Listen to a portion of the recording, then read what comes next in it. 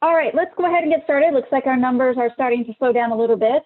So let's go ahead and get started. Welcome everyone to the Society of Thoracic Surgeons General Thoracic Surgery Database monthly webinar. Today is Wednesday, August the 11th, 2021. Hope you guys are having a great week so far. All right, for our agenda today, let's see here. I just wanted to welcome everyone. On the call with me today from the STS team, we have myself, we have Carol Crone, Jane Hahn, we have Addie Dolan, we have, let's see here, we also have Sydney Clinton from the IQVIA team. We have Melanie, Joe, Anna, Jean, I think that's it. I don't think I'm missing anyone else. And then from our corporate side, we've got Katie joining us today. Thank you, Katie. Melissa is not on, I don't see her on today. And Ruth Raleigh, our general thoracic consultant, she is actually hung up in another meeting right now. So she may be joining us here a little bit later, but we'll go ahead and get started. For our agenda today, I'm going to provide a very brief STS update, and then we'll hand things over to Carol and Ruth if she gets back, if she's able to join us from her other meeting. We'll cover a couple of FAQ mailbox updates, then we'll turn things over to IQVIA, and then we'll end the call with our user feedback and give you all the chance to ask any questions. Please feel free to submit your questions via the Q&A function. I believe we also have the raise hand function enabled, so if you would rather just speak or if you need to clarify your question, feel free to use that raise hand function, and we'll unmute you and just make sure your microphone is enabled so we are able to hear. All right, so let's go ahead and jump in. I've got some important information. Hopefully this will make a lot of you very, very happy. The fall 2021 harvest close date has been extended. As you all know, the original close date was scheduled for Friday, August the 27th. We have decided we will be extending the fall 2021 harvest close date. The new close date is scheduled for Friday, September the 24th. So we are pushing it back a month. Again, the new close date for the fall 2021 harvest is Friday, September the 24th. And the last day to opt out is going to be Tuesday, September the 28th. There will be an official email announcement going out to our participants tomorrow, coming from our STS marketing team. And that announcement will be going out to the data managers and your surgeons as well. So again, that official announcement will be coming from the STS marketing team tomorrow. So keep an eye out for that. So hopefully that helps to ease some angst amongst you guys. We thank you very much for your patience in working with us. So again, we hope this extension does help you all. With that, I know we do have some polling questions regarding to the harvest. So I'm going to turn things over to Carol. I know she wanted to ask some polling questions, so I'll turn things over to her so she can get those polling questions out for you. Carol? Awesome, thanks, Leanne. So we're going to go through a couple polling questions. I hope everybody's doing well. We're going to go through a couple polling questions to assess how sites are preparing for harvest close and the types of timeframes that folks are using. I'm going to talk a little bit about, after we do this poll, I just want to get a feel as to where everybody's at. There's 3 questions that'll come up.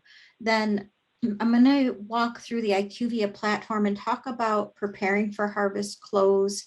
And if I could get to the IQVIA platform, I'm having a little bit of issues with my Outlook right now, but let's see.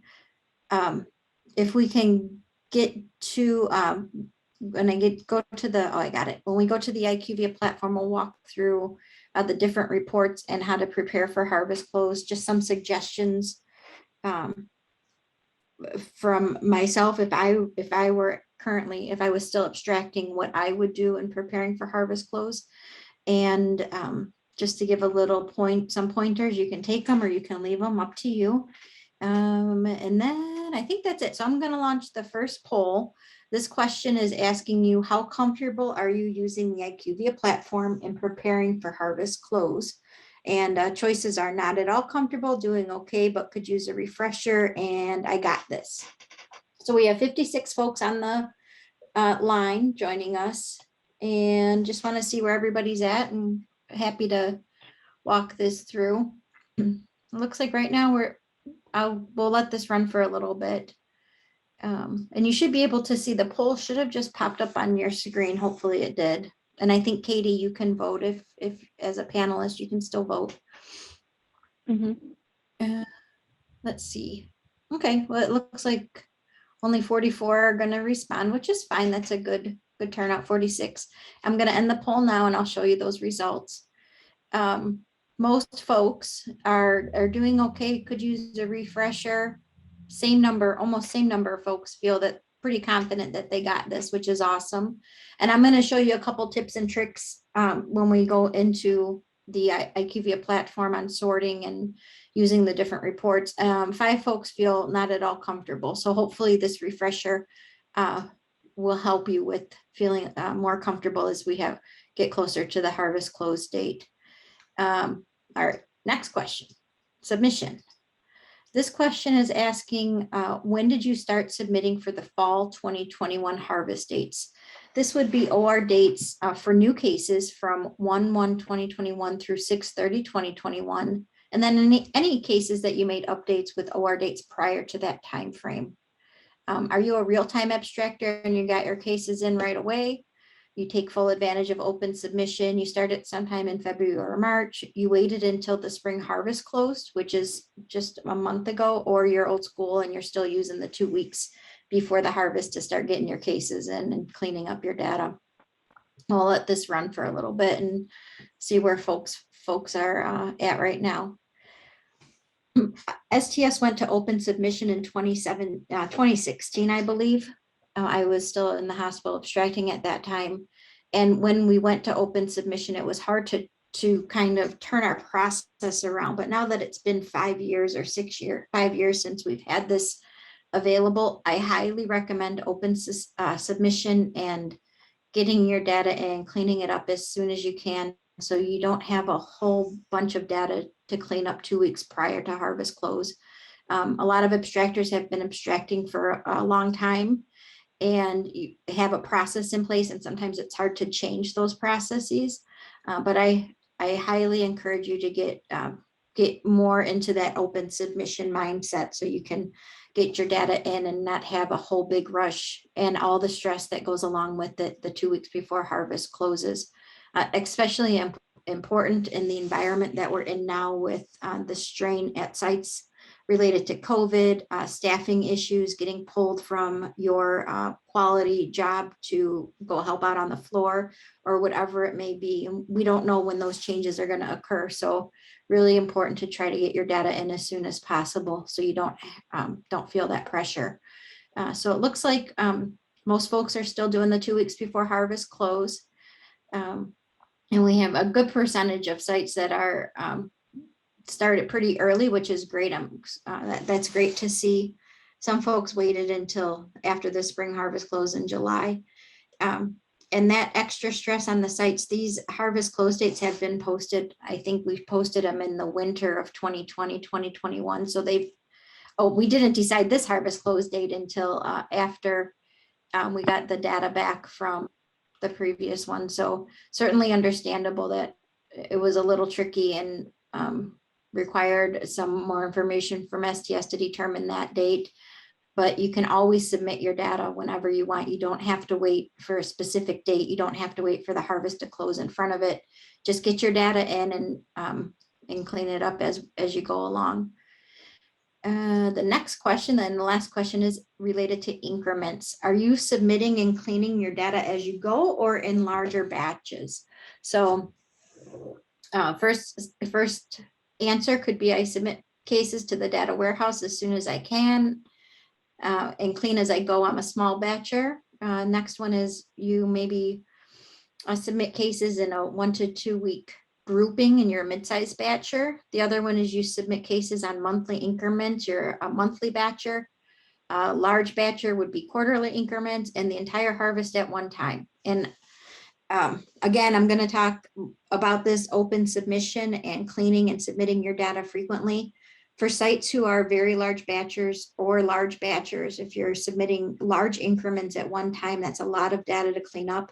And if we get into a position where we're at now where I'll show the results there, we get into a position where we don't know what's going to happen at the hospitals because of, even right now we're in hurricane season. So the South again is, at risk for hurricanes and natural disasters, or if we have a tornado in the Midwest.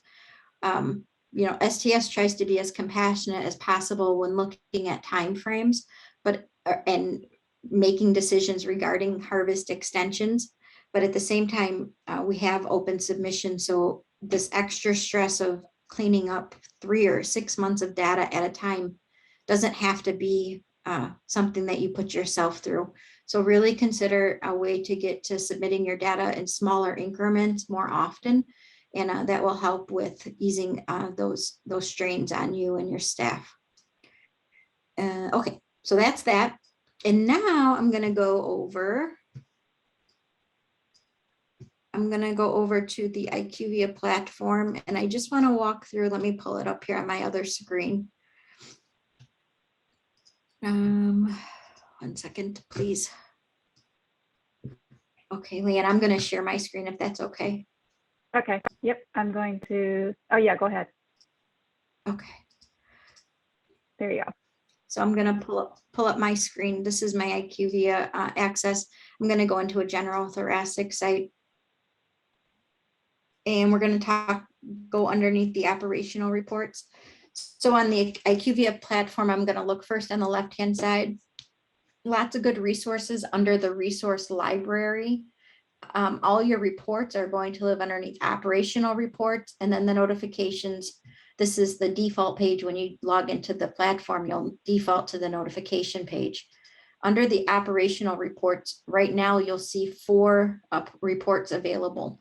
3 of these reports are meant to help you clean up your data for harvest close. The order is missing variable report, harvest summary report, and the participant dashboard. For those of you on the adult call, you've heard me talk about this a couple times, and I apologize if this is double information, but there are new folks here that haven't heard this information before. Or have heard it before, but not from a data manager perspective.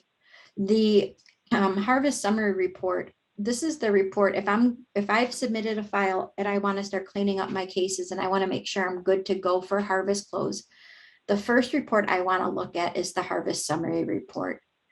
This report, you have to set in, I'll just pick a small date range here for you to see. This report is going to provide you with the similar information that used to come over in the PDFs related to if you had errors or warnings or critical values. The site I selected doesn't have any submission issues. They're all good to go. So they have this big green circle. They've managed to take care of all their warnings, all their errors, and all their critical errors. If they had any of those errors, warnings, or critical errors, they would see additional colors here for this pie chart. They could click on the corresponding color of the pie chart, and the records associated with that level of warning error, critical error would populate down here under the record level validation. And it might be helpful if I can show you this. I'm going to just for the sake of discussing how to use these reports, I'm going to go over to an adult site that has some of these fields populated so you can see. Because what's really neat about this is there's a sorting feature, and it makes it very similar to the way that the PDF used to come across related to the record level validations. So this site, they do have some outstanding warnings, and that's totally okay. Warnings are things like as you know, most surgical patients, their lab values before surgery or after surgery, likely that they're going to be out of range, not alarming at all. And it's most of the time it's totally okay. But I want to, as I'm cleaning up my data, I'm going to see that I have some outstanding warnings. So I'm going to click on this. As I click on this, you see the part of the blue pie chart is going to populate.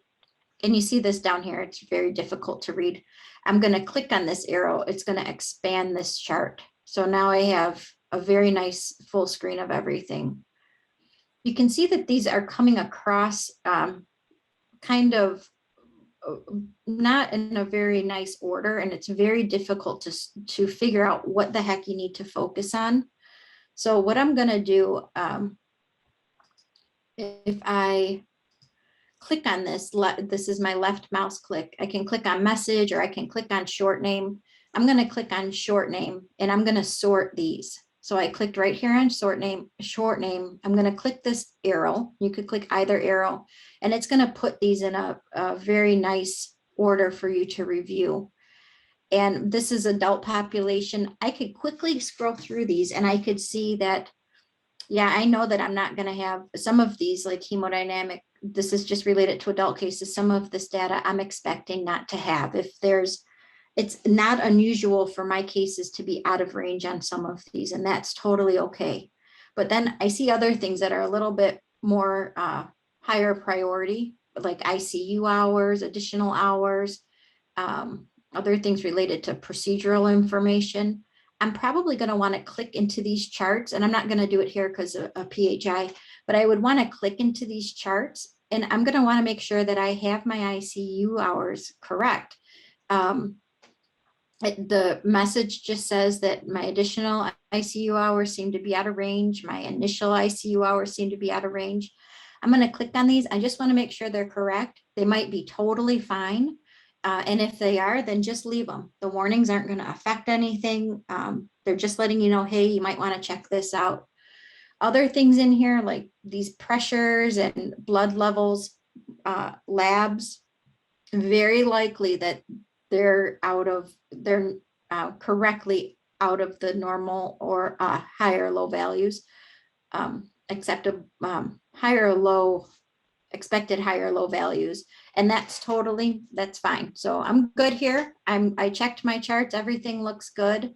So I'm going to get out of this screen. I clicked that arrow to go back down, looking good.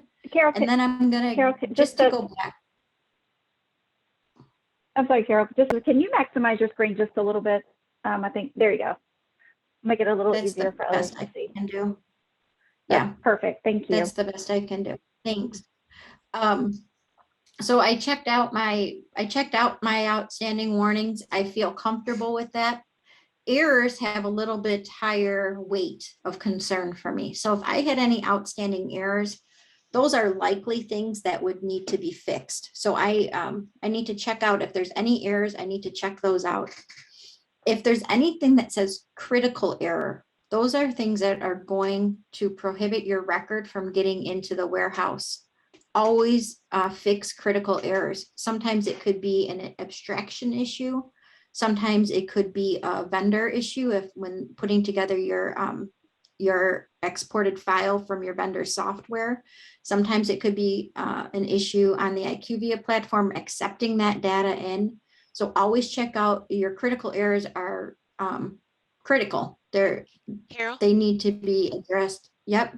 Oh, sorry, it's Melanie with IQVIA. I just wanted to, with the harvest summary, we are actually going to add the critical errors to this as an enhancement. Critical errors right now show on the DQR because it's we need an immediate response to that at the time of submission.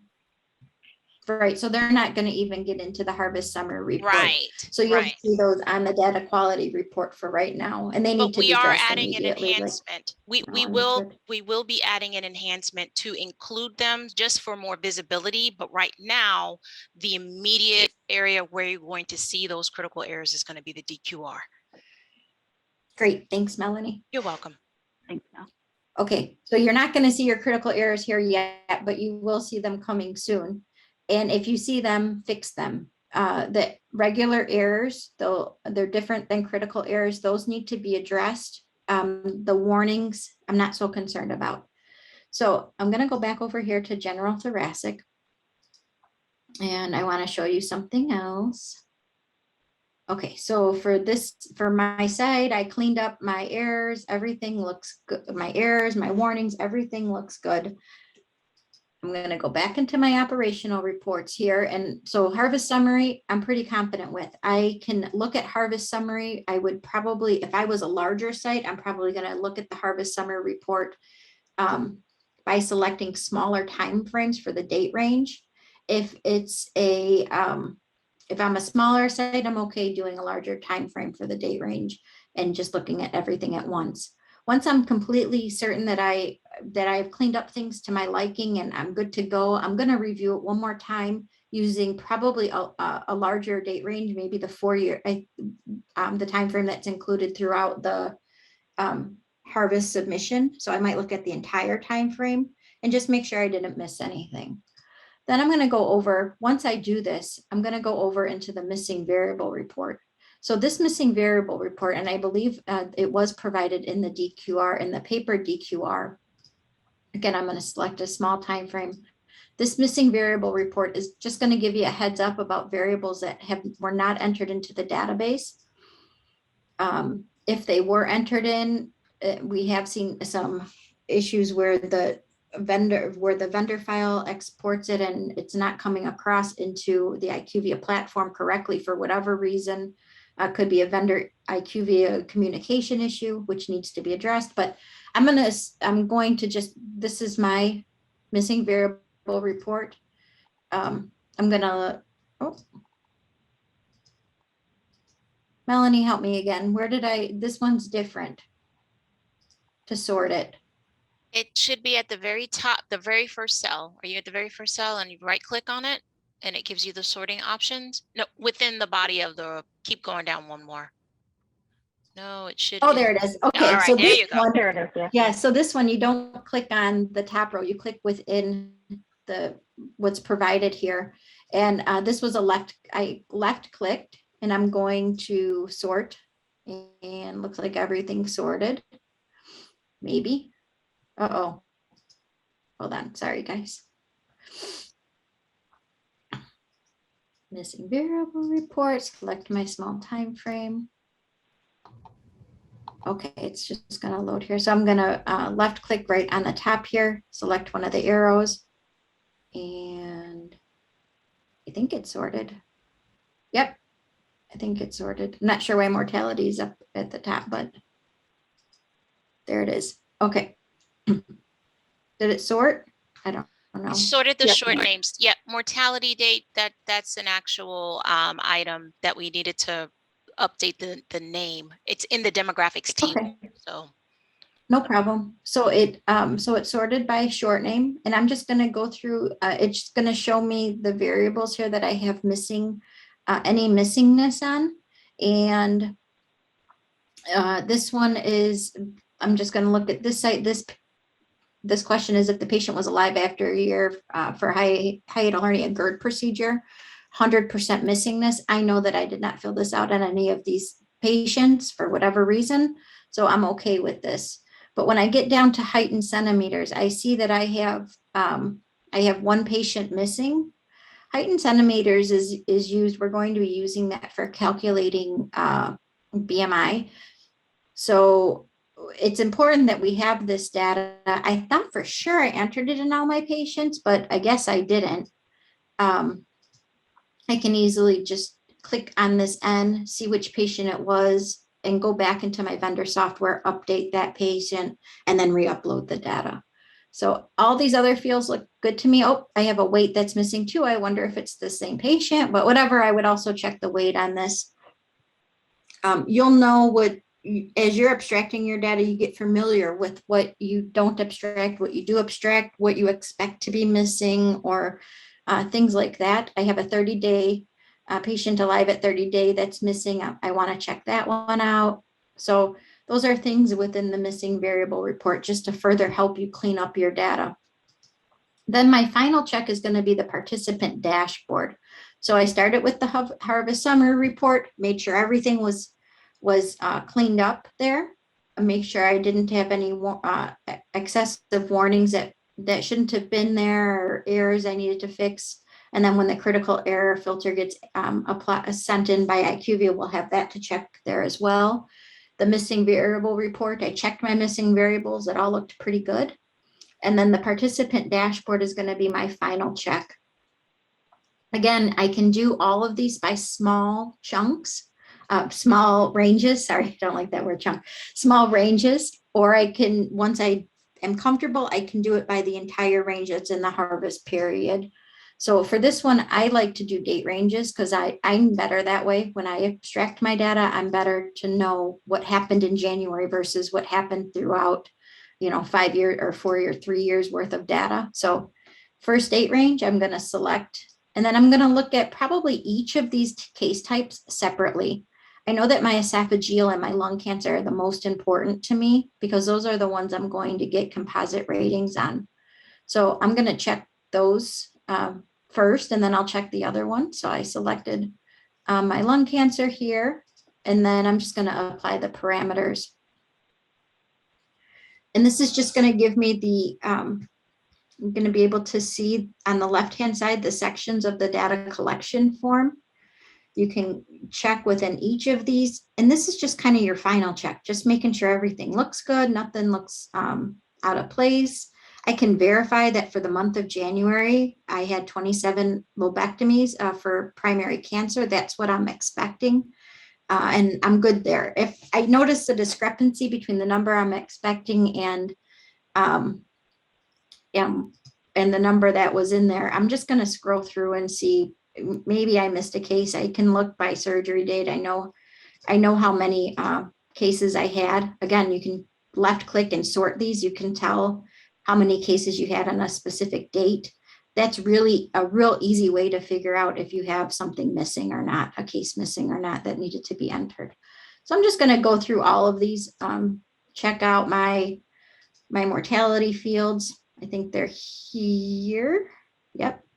So we have the mortality missingness, and let me see if I can make that a little bit bigger. So you're going to have a scroll bar over here. Number of cases, again, is populating here. My discharge status, I know if anybody was dead or not. And then my readmit, I have that there. 30 days after surgery. I make sure I have this abstracted for everybody.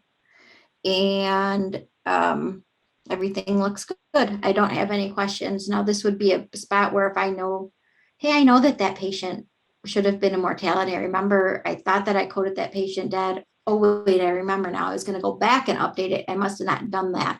So I know that I'm missing a case or something like that, or you see somebody dead, but you're like, I don't remember having any mortalities. Then that's when you are going to check who that patient is, and then go into your vendor software, update it, and then re-upload a small time frame of data that includes that case to upload it with, to update it within the IQVIA platform. So that's pretty much what I have for the GTSD reports, how I would clean up my data.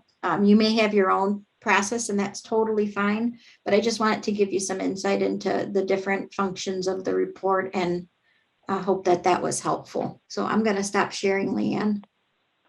Great. Thank you so much, Carol. That was great information. Yeah, wait 1 second. I want to talk one more thing. I want to talk about. Somebody sent a question in how are outstanding errors different from critical errors. Under the resource library here, there's a document that lists the errors and warnings reference list. This is going to be an Excel spreadsheet, and you'll have to open it up. And of course, it's going to open up in teeny tiny font. Hold on, and I'll make this bigger for you.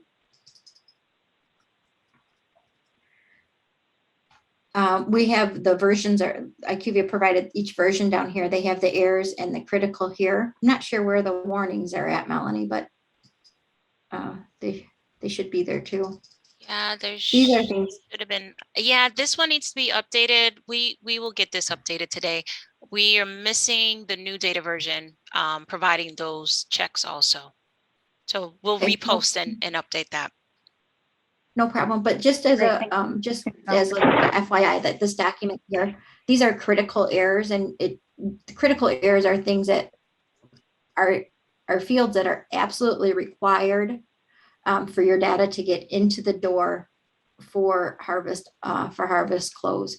And we're talking about things like surge, NPI number, vendor ID, data version, participant ID or patient ID, sorry. Errors are listed here. And these are things like logical, things that don't make sense logically, like your date of birth is greater than your surgery date. So date of birth can never come after surgery date for the general thoracic database.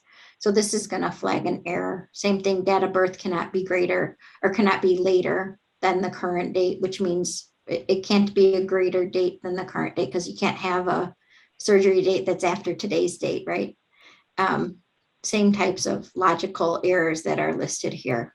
So this document is provided on the IQVIA platform under the resource library errors and warnings reference list, and it will be updated with the new version errors and warnings. So that's where you find that at, Priya. Okay, I'm going to stop sharing now. I talked too much. You didn't talk too much. You did great, Carol. Thank you.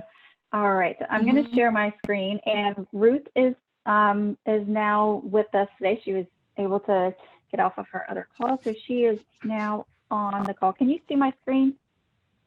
I can. Okay, all right, excellent. I'm going to, so I'll hop over to you in just a second, Ruth. So before we jump over into the FAQ mailbox updates, I just wanted to give a quick update regarding AQO. Just a reminder, I'm sure everyone is aware, 2021 AQO Advances in Quality and Outcomes Data Managers meeting is coming up. AQO is October 12th through October 15th, with Wednesday, October the 13th being our day dedicated to general thoracic. I took a couple of screenshots here from the STS website. We do have a preliminary agenda out if you would like to go out and check that out. Also, you can add a calendar reminder. Also, we have the pricing information, and as you all are aware, the registration is free for our national database participant managed data managers. In order to receive that free registration for AQO, you must have one of these roles here. You must be, have one of these roles, hold one of these roles within the database in order to be eligible for that free AQO registration. Also, if you have any questions regarding AQO, at the bottom of the page, there is a link down here for if you have questions regarding registration, you can contact Amy Kasich. If you have any education or agenda related questions, you can reach out to Emily Conrad and she can address those for you. Again, if you have any additional questions, not sure who to contact, you can feel free to reach out to me directly and I'll get you in touch with the appropriate person. I think right now, Emily said we have approximately around 500 people registered for AQO right now at this time. So that's awesome. And this will be our largest AQO yet. So if you have not registered, we do encourage you to go ahead and get registered for AQO. Just a reminder, since registration is free, you do have access to all of the sessions. You have access to adult cardiac, congenital, Intermax, PDMAX. So if you are interested in learning more about the other databases, I do encourage you to attend those other sessions as you do have access to them. So we look forward to AQO this year and hope you guys are able to go ahead and get registered, and we look forward to it. All right. I think that's all, Emily. I don't know, did I miss anything regarding AQO? Anything you wanted to add? I don't think Emily's on today. Okay, no, she's not on. So, but if you have any questions, again, just feel free to reach out to me and I can get you in touch with the appropriate person. All right. Next, I'm going to turn things over to Ruth Riley. She is our general thoracic GTSD consultant. And I think Ruth had a couple of FAQ mailbox updates that she wanted to touch on. So Ruth, it's all yours. Thank you, Leanne. So these are some version 5.21 questions that I've gotten frequently so far in the last month of using it. If your pathology report does not state what nodal station a lymph node is from, please ask your pathologist and or surgeon for the station. Don't assume what station it's from. The station names are acceptable in lieu of the station number. The image on the upper right-hand corner, is from the training manual. So for example, if the station is identified as Hyler, you can list Hyler lymph nodes as station number 10. Interlobar lymph nodes are station number 11. However, if there's no number or no station name, then please clarify with your pathologist. I've gotten lots of questions about sequence 4290. I think it's a little bit confusing because it's really asking two questions. So the first thing you have to do is determine if your patient was screened for all of the following, and it's within the past 24 months, which is important. It's tobacco use, unhealthy alcohol use, which is defined by your institution, and drug use. If the patient has been screened for all three and screened negative, meaning they quit smoking or they're not a current smoker, they would screen negative for tobacco use, then you can simply answer yes to sequence 4290 and stop. However, if your patient was screened for all three and screened positive for any of the three, then you have to look for documentation of appropriate counseling. If the counseling was completed, then you would code yes to 4290. However, if counseling was not completed or documented that it was completed, then you'll code no. If the patient wasn't screened, then you'll also code no to 4290. So it's really two phases, screening and counseling if appropriate. You can go to the next slide, sorry, Lynn. All right. Oh, no, sorry about that. We've gotten some questions about the Hicks number. So this number is considered PHI. So I think some institutions are having some pushback, and they're being told that they can't insert the number into the registry. So if you work at an institution and you are not able to put the number in, but you know that you have it, continue to say yes to sequence 390. However, you can leave sequence 400 blank and not provide the number. However, the STS would really like for you to include the number if at all possible. The number is utilized for CMS linkage for the long-term follow-up, and that linkage is what allowed us to get rid of that pesky 5-year follow-up field that everybody hated. So hopefully, if at all possible, you'll be able to put that number into sequence 400. If you leave sequence 400 blank after saying yes to 390, it is reported as missing data in your DQR. This one's quick and easy. Sequence 120, you can use a middle initial instead of a middle name if you really want to. However, the field is not required for inclusion. And that's it for me. All right, great. Thanks, Ruth. And again, if you all have any questions, I do know we do have a core group call scheduled for tomorrow. So I know we will be addressing some outstanding FAQs in our call tomorrow, and then training manual updates will be forthcoming shortly after that core group call tomorrow. So Ruth is working very hard on those questions, and I am so grateful and thankful to have her on the team and helping with those. So like I said, we'll be addressing those outstanding questions tomorrow, and she'll be getting back in touch with you very shortly. And the training manual update, again, will be coming forthcoming shortly after that call tomorrow. So thank you all. Thank you so much, Ruth. All right, so next we're going to turn things over to Joe for our IQVIA update. Joe? Great. Thank you, Leanne. Thank you, Ruth. Good afternoon, everybody. Just have a few things to cover this afternoon. Some items that were released in an update on July 31st. So these things are already implemented and should already be in effect for you now. Starting with a report enhancement on the risk-adjusted dashboard report and the benchmark and legacy reports. Specifically under the post-operative events report, STS 6719, the report will now display a new entry for the anastomotic leak following esophageal surgery results. That is the post-op PROC-AL variable, sequence number 3315. On the missing variable report, STS 6270, the date of last follow-up and mortality status at last follow-up variables had been appearing on the MVR for cases where the demographics form is version 2.2 or prior, which is before when those variables were added. And so that has been corrected, and those should no longer be flagged as missing. And then finally, for the risk-adjusted dashboard report, STS 6782, the results displayed when you were hovering your mouse over the bars in the bar charts weren't properly aligning with the results in the data table. So that should now be corrected as well. And I think that's it. Just a reminder that we do have a list of known issues and enhancement requests available to you in the library. So if you want to take a look and see what we're working on or what's already been reported, there is a document available for you in the library section to review. And as usual, if you have submitted anything that we didn't discuss on today's calls, please be advised that we are looking into new items to present to you for upcoming releases. So when we have that information available, we'll add that on an upcoming webinar for you. And if you do have any tickets that you want an update on, feel free to reply to those emails to our support team, and we can certainly look into those for you. Great. Thank you so much, Joe. We appreciate it. Thanks. All right. And just our standard in the webinar slides here, our IQVIA support plan for any of our new participants, new data managers. When you are contacting STS and IQVIA, please be sure to include your 5-digit participant ID number. That is extremely helpful to us. So again, please include that participant ID number. And here is the phone contact information for IQVIA support, as well as the email for tech support. A list of resources available to you out on the STS National Database webpage. Again, the IQVIA tech support information, phone support number. We also have the STS National Database feedback form, as well as a list of other resources that are available to you out on the STS website.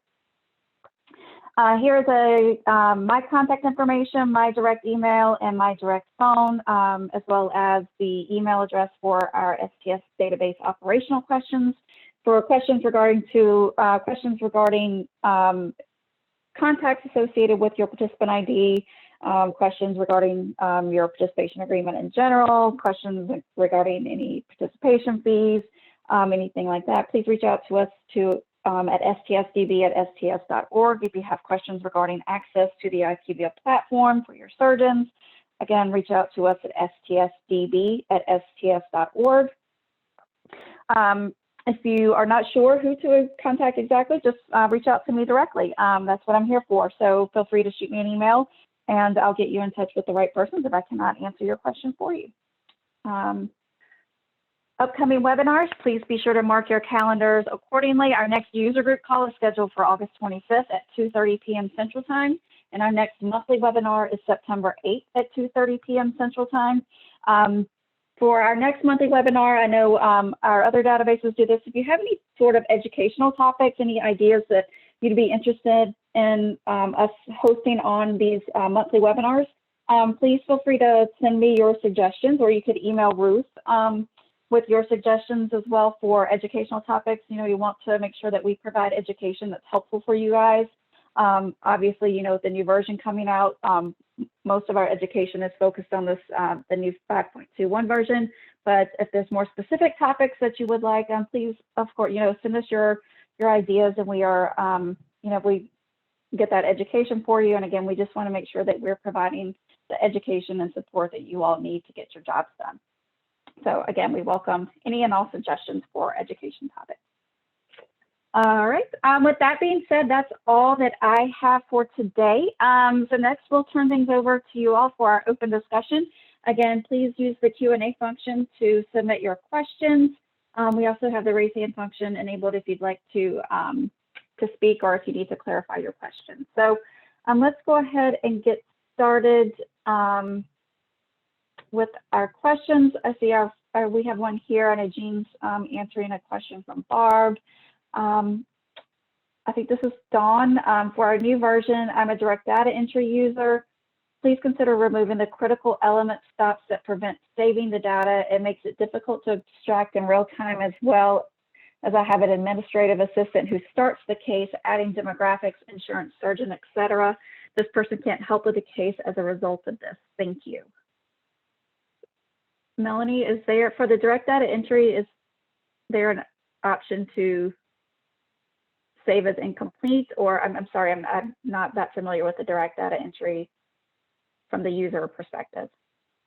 Hey, sorry, I couldn't get off mute. Plus there was some sawing going on, so I had to tell him stop sawing, stop sawing.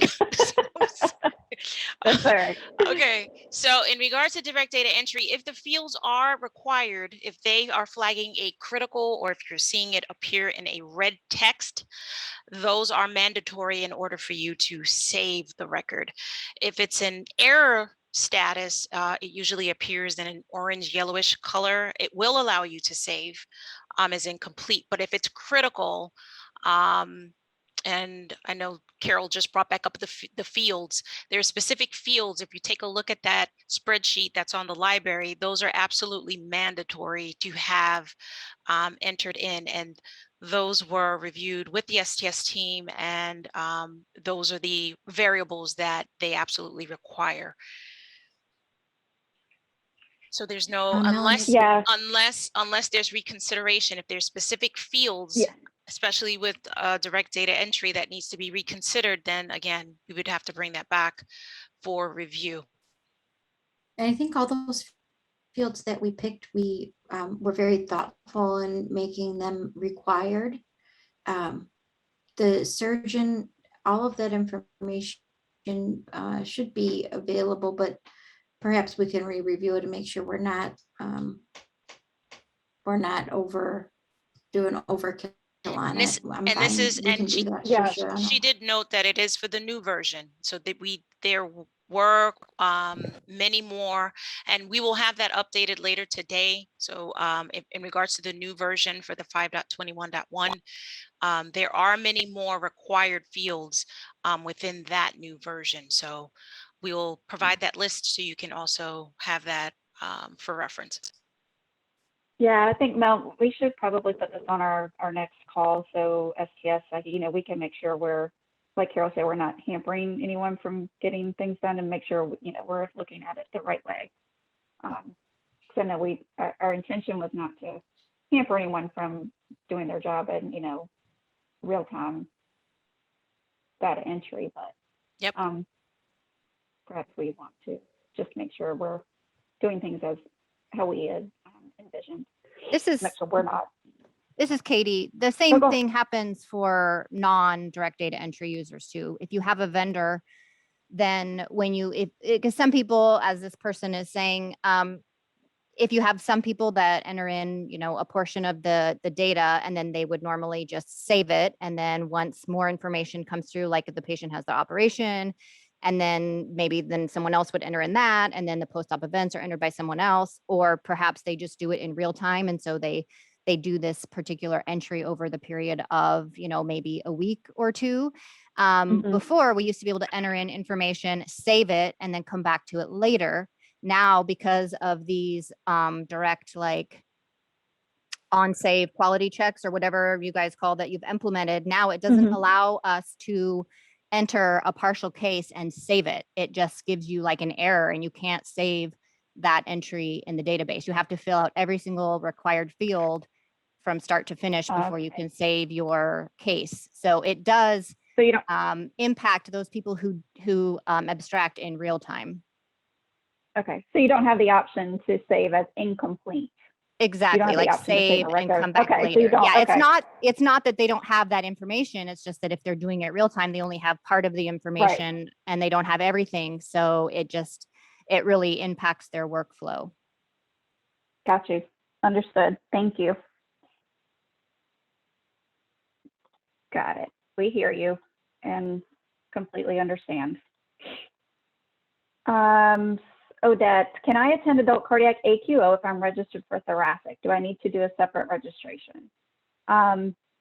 It's my understanding, Carol, they do not need to do a separate registration. Their current registration gives them access to all of the sessions.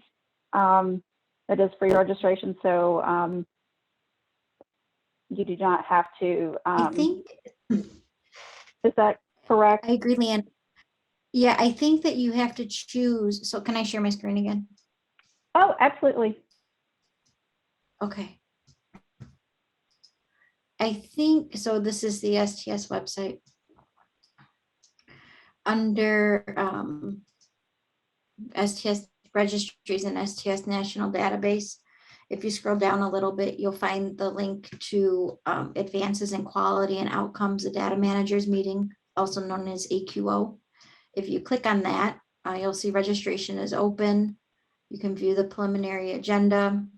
And then when you go to register, I believe you'll have to log in, and then I think you'll have to select which databases you intend on joining, but all of them. Well, then let's see what it's going to make me do. I just want to see what the Yeah. See what happens. I think you have to select. Oh, brother. Yeah, no, I couldn't. I tried do it to this do time. it. I don't think we. Oh, details and register. There I we should, go. we'll probably get registered, but when you go to, so this is what it looks like when you go to register. And I think if you click the registration button, it says non-member, it's going to charge me because I'm not associated with a PID. But it's general attendee multi-day is what should populate. So it should provide you, you should only have to do this one registration and it registers you for the whole meeting, which is the 4-day meeting. Yep. Helpful? Okay. Is that good? Yes, ma'am. Okay. Yes, ma'am. Tiffany, is there a timeline when the fall outcomes report info will be re-released? Yes, we early September is the current timeframe that we are looking to get that data. You're welcome, Odette, to get that those reports, that data refreshed in the dashboard for you. So again, early September. So coming soon. We appreciate your patience. Let's see, from Jen, there are 20 fields that are mandatory before you can save a record, or our team initiates a patient record and doesn't have time to fill out insurance history questions, which just trying to fill out diagnoses and procedure. Yes, ma'am, we hear you. And Carol and I have talked about this, and we will discuss with IQVIA. It wasn't our intention. You know, obviously we understand that you all, you know, enter this data, you know, don't enter the whole case, you know, at one time. So we definitely do not want to hamper your workflow. That's not our intention. So we will discuss. No, I think there was just a misunderstanding. Sorry, Lane. I think there was just a misunderstanding when we built out the software specs because we spoke about this internally before the software specs went to the vendors, and it wasn't supposed to happen the way it's happening. So I think we just have to clarify with our friend Paul at IQVIA and see how we can get it fixed. Yeah, I agree. So Melanie, tell Paul we're coming. Already gave him a heads up. Thank you. Jen, when you register for AQ, it lets you pick which sections you're most interested in. You can pick more than one. So, okay. So even though I think, you know, you do pick which ones you're interested in, you still will have access to all the sessions. I don't think it, but I will confirm with Emily and clarify again on our next webinar, but it's my understanding that you have access to all the sessions. And Mindy, I think Ruth, I think Mindy was clarifying something. I think you had answered a question for her. So she was referring to sequence 1505. That's all the questions that I have. I'm not seeing any additional questions come in. Again, if anyone was late to the party and missed the big announcement, I'm going to go back here. Sorry for the aggressive scrolling. For those. Oh, we can't see your screen. We just see your face. Oh, no. Here we go. There you go. It was my fault. Okay. Yeah, we can see it. Oh, no, you're fine. So again, anyone that was late to the party, the big announcement, the fall 2021 harvest has close date has been extended. We are extending it by a month. The new harvest close date is Friday, September the 24th, and opt-out date is Tuesday, September the 28th. There will be an official email announcement coming from the STS marketing team tomorrow, and that will be sent to the data managers as well as your surgeons. So again, look out for that email so you can share that with your teams if needed. So we do appreciate you guys, your patience, all of your hard work during this time. I know having to rerun the reports is not ideal. You need your data. So we do hope this extension is helpful, and we do thank you all so very much for all that you do. And thank you for your patience. We greatly appreciate it. So with that, I'm not seeing any additional questions come in. Thank you. Let me see. Oh, here we have a question. Have you ever considered having a call where clinical questions can be asked so we could all learn from it? People might send them in beforehand. So that I know we've had discussions about, you know, answering clinical questions on calls such as this. It's very hard. We don't like to do that because one, we need to discuss those questions with our surgeon leaders and our core group members to make sure that we're all on the same page. And sometimes those questions, you know, take a lot of discussion. So we do not like to answer those questions on the fly on calls like this. But Carol, I don't know, what are your thoughts about, you know, maybe answering questions Well, I think we where did. submitted I think beforehand? Ruth, Yeah. yeah, I think what we did today, I think that's how it should be done. Ruth provided 4 questions that came in as FAQs. A couple of those I think were clinical, and those were discussed, vetted through discussed with the surgeons and on the core group. So those were provided. We were able to provide very good education on those, which I think you all deserve. You don't deserve on the fly answers that can be changing, you know, the next time a question comes in and we haven't thoroughly discussed it with the surgeons. So I think we have to go forward the way we are. And if you have a clinical question, submit it to the FAQ mailbox.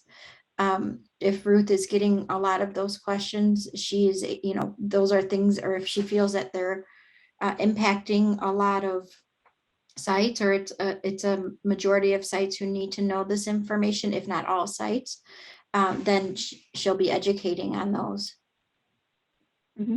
And to answer it's just, Nancy's questions. Yeah. Yes, go ahead. I'm sorry, Carol. No, I think that's how it, I think that's how it just has. I think Ruth did an awesome job today with preparing her education and presenting it. And I don't think we want to change that. I agree. And Ruth. to answer Nancy's questions, yes, Ruth, yes, those FAQ updates, those slides that she presented on today, yes, those will be added to the training manual. We have our core call tomorrow, so we'll be answering some more questions, and then the training manual will be updated accordingly. Let's see. Okay. All right. I see Carol is addressing one question. And I just have somebody just sent in an email that said the adult and general thoracic are on the same day. The webinars are on the same day. We do not have them on the same day. Okay. Yeah, I'll show you where to find the webinar. I'm taking over the screen again just real quick before we all leave. You're fine. On the STS homepage, it registries the STS national database, and then under view webinars, we schedule these weeks apart. We never schedule them on the same day. If we do, it's because there's a very good reason. But the adult cardiac user group call is on the 18th, which is next week. And the monthly webinar is on September 1st. General thoracic is on August 11th, which is today. And the user group call is on the 25th, which is a week after the adult user group call. Yeah. Somebody's playing with the squeaky toy. Sorry. No, I'm sorry. My dog has got That's cute. An avocado squeaky toy, and she's decided that now she wants to play with it. So sorry about that. Cute. That's funny. Okay. So they're on. We were intentional in scheduling these and making sure that we didn't have overlap, or because it's a lot of work for Leanne and Ruth and Melinda and myself to put on these webinars twice a month, actually. So we don't ever want to. And it's a lot of information to absorb. So we never want to harm you guys, and we don't want to harm our brains either. So we were intentional in how we scheduled these. Thank you. All right. Yeah. Still no questions. So with that, I think this is a great webinar today. Excellent education, Ruth. Thank you so much. I'm glad you were able to hop on and join us there at the last minute. So we do appreciate that. Thank you to my IQVIA team and my STS team. You guys are amazing. Couldn't do it without you. So with that, I hope you guys all have a great rest of the day, and we'll see you next time. Thank you, everyone. Yeah. Great job, Leanne. Ruth, Thanks, Katie, Carol. thanks for joining and helping out in our Yes. IQVIA team. Thanks, guys. Thanks, everyone. Bye.